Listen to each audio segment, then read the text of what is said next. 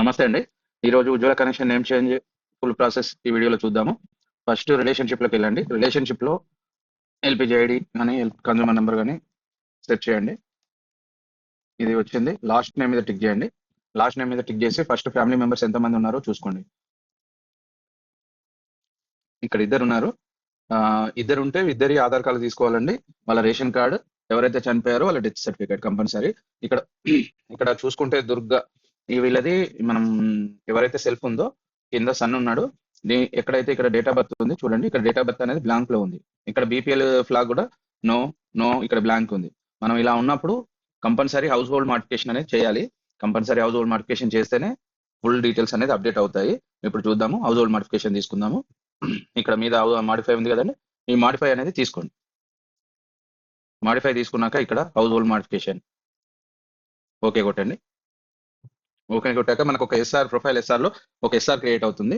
ఈ SR create అవడంలో ఇక్కడ చూసుకోండి. మనకి ఇక్కడ పేరుంది. ఫుల్ నేమ్ లేదు కాబట్టి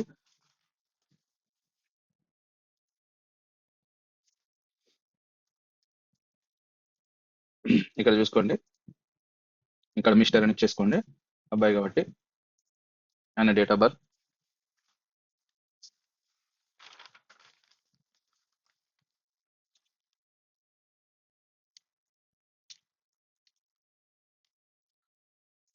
ఇచ్చాక ఇక్కడ చూసుకోండి.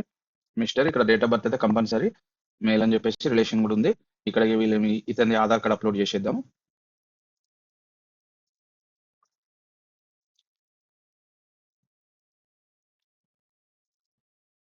ఇక్కడ అతని ఆధార్ కార్డ్ అప్లోడ్ చేస్తున్నా. ఇక్కడ ఆధార్ కార్డ్ అప్లోడ్ చేయండి.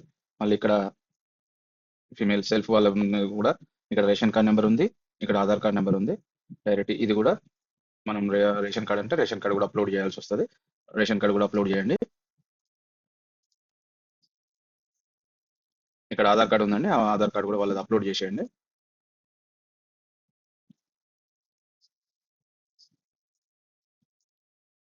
అప్లోడ్ చేశాక ఇక్కడ డేట్ ఆఫ్ బర్త్ ఏమిది ఏమైనా చేంజెస్ ఉన్నాయని అడుగుతుంది. ఇక్కడ నో చేంజెస్ అని పెట్టండి. డైరెక్ట్ ఇలా చేశాక మీరు ఒకసారి ఒకటికి రెండు సార్లు చెక్ చేసుకోండి. డాక్యుమెంట్స్ అన్ని అప్లోడ్ అయ్యాయా లేవా అనేది. అప్లోడ్ కాకపోతే మాత్రం ఎర్రర్ వస్తుంది. ఇది ఇక్కడ సబ్మిట్ చేస్తున్నాను.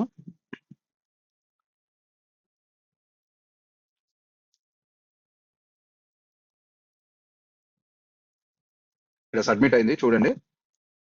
ఇక్కడ సబ్మిట్ అయ్యాక direct SR request is pending for FO approval. FO approval అనేది కంపల్సరీ అండి.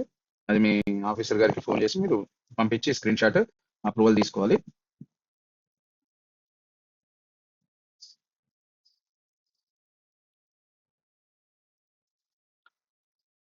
మనకి ఇప్పుడు అప్రూవల్ అయిందా లేదా అనేది తెలుసుకోవడానికి మళ్ళీ కస్టమర్ నెంబరు ఏదైతే ఉంటుందో అది డైరెక్ట్ కస్టమర్ నెంబర్ మనం టిక్ చేసి ఇక్కడ లాస్ట్ నేమ్ మీద టిక్ చేస్తే లాస్ట్ నేమ్ నుంచి ఇక్కడ ప్రొఫైల్ ఎస్ఆర్ ఉంటుందండి. ప్రొఫైల్ ఎస్ఆర్లోకి వెళ్తే ఇక్కడ మనం క్రియేట్ చేసింది ఏదైతే హౌస్ హోల్డ్ మోడిఫికేషన్ ఉందో ఈ హౌస్ హోల్డ్ మోడిఫికేషన్ ఇక్కడ మనకు ఓపెన్ కాగానే ఇక్కడ service request has been approved successful ఎప్పుడైతే అప్రూవ్ అవుతుందో ఇలా మనకు చూపిస్తుంది. తర్వాత మనం నేమ్ చేంజ్కి రెడీ అయినట్టు. ఇది నేమ్ చేంజ్ డీటెయిల్స్ అప్డేట్ అయినాయో లేదో మళ్ళీ మీకు చూపిస్తున్నా. లాస్ట్ నేమ్ మీద టిక్ చేయండి. లాస్ట్ నేమ్ మీద టిక్ చేశాక ఇక్కడ కింద చెక్ చేసుకోండి మళ్ళీ ఫ్యామిలీ మెంబర్స్. ఇంతకుముందు లేదు, ఇప్పుడు వచ్చేసి బీపీఎల్ ఫ్లాగ్ వై పడింది. ఇక్కడ డేట్ ఆఫ్ బర్త్ కూడా అప్డేట్ అయిపోయింది. ఇప్పుడు మనం నేమ్ చేంజ్ ఎలా చేయాలనేది ఈ వీడియోలో చూద్దాం. ఇంకా ఎల్పిజి ఐడి మీద టిక్ చేయండి. డాక్యుమెంట్లోకి వచ్చేయండి. ప్లేస్ తీసుకోండి. ఎస్వి ఇక్కడ టీవీ తీసుకోండి. TV and name change Ujjwala. TV name change Ujjwala. ఇక్కడ డాక్యుమెంట్ నెంబర్ మీద టిక్ చేయండి. డాక్యుమెంట్ నెంబర్ మీద టిక్ చేశాక ఇక్కడ డిఫాల్ట్ పెట్టండి. డిఫాల్ట్ కొట్టాక ఇక్కడ పిఆర్ అయితే మనం ఇయర్ అండ్ డేట్ అనేది కంపల్సరీ వేయండి. మంత్ తర్వాత డీజీసీసీ బుక్ వాళ్ళది ఎంట్రీ చేసేయండి. చేశాక ఇక్కడ ట్రాన్స్ఫర్ కాంటాక్ట్ లాస్ట్ నేమ్ అని ఉంది కదా, ఇక్కడ ఎవరి పేరు మీద అయితే చేంజ్ చేస్తామో వాళ్ళది ఇక్కడ పేరు పెట్టేసేయండి. ఇక్కడ పెట్టాక నెక్స్ట్ ఇతని బ్యాంక్ డీటెయిల్స్ మనం అప్డేట్ చేయాలి. ఇక్కడ బ్యాంక్ డీటెయిల్స్ అనేది ప్రొఫైల్ పేమెంట్ ప్రొఫైల్లో మన బ్యాంక్ డీటెయిల్స్ మనం అప్డేట్ చేయాల్సి ఉంటుంది. ఈ బ్యాంక్ డీటెయిల్స్ మనం అప్డేట్ చేద్దాము. ఇక్కడ ప్లే తీసుకోండి.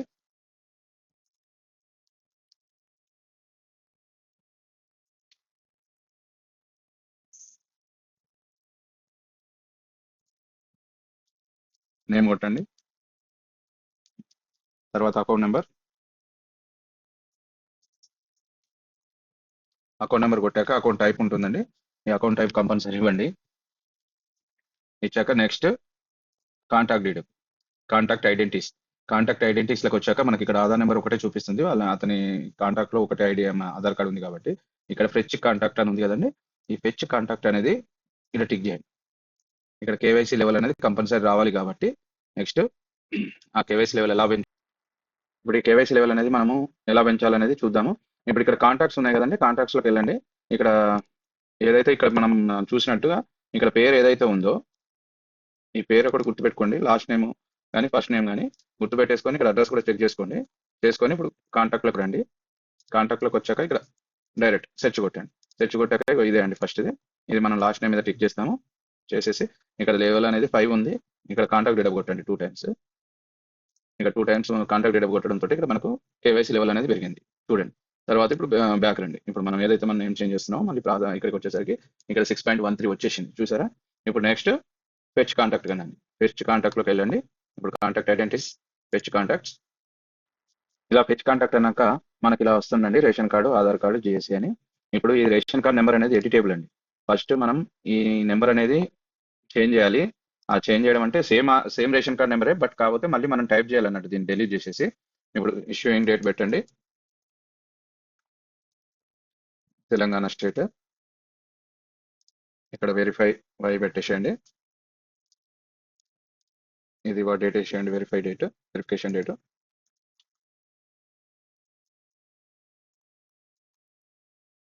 ఐడెంటిటీ సోర్స్ కూడా పెట్టేసేయండి. పెట్టాక ఇక్కడ ఈ రేషన్ కార్డ్ నెంబర్ డిలీట్ చేసేయండి. డిలీట్ చేసి ఇప్పుడు ఉన్న వాళ్ళు ఇచ్చింది సేమ్ నెంబరే, బట్ కాకపోతే మళ్ళీ రీఎంట్రీ చేయాలి. ఇక్కడనే మనం చాలా మిస్టేక్ జరుగుతుంది. చాలా మంది ఈ రేషన్ కార్డ్ నెంబర్ మళ్ళీ ఎంట్రీ చేయరు. మనం ఖచ్చితంగా ఎంట్రీ చేయాలండి. ఎంట్రీ చేసేసి కంట్రోల్ వేసి కొట్టండి. ఇక్కడ అయిపోయింది. ఇప్పుడు నెక్స్ట్ చేశాక ఈ రేషన్ కార్డు, ఈ ఆధార్ కార్డ్ నెంబర్లు, ఈ ఆధార్ కార్డు ఇవన్నీ అప్లోడ్ చేయాలి మళ్ళీ డాక్యుమెంట్స్. ఇక్కడ రేషన్ కార్డ్ అప్లోడ్ చేద్దాము. ఈ జిఎస్ఏ డీటెయిల్స్ కూడా మీరు రేషన్ కార్డే అప్లోడ్ చేసేయండి. ఈ ఆధార్ కార్డు అప్లోడ్ చేసేయండి.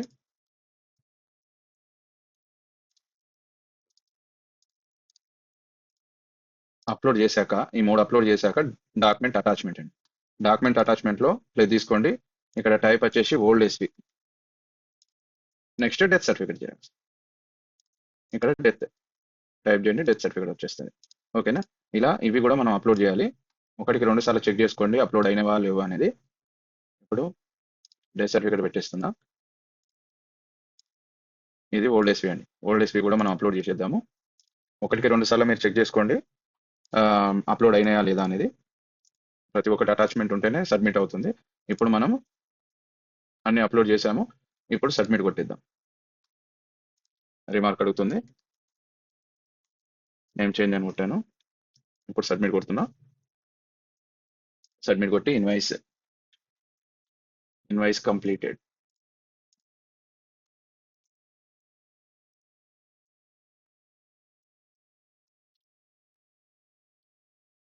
కొంచెం టైం తీసుకుంటుంది, బట్ కాకపోతే కంప్లీట్ అయిపోతుంది. ఇక్కడ కంప్లీట్ అయింది. మళ్ళీ డిఫాల్ట్ కొట్టేసేయండి.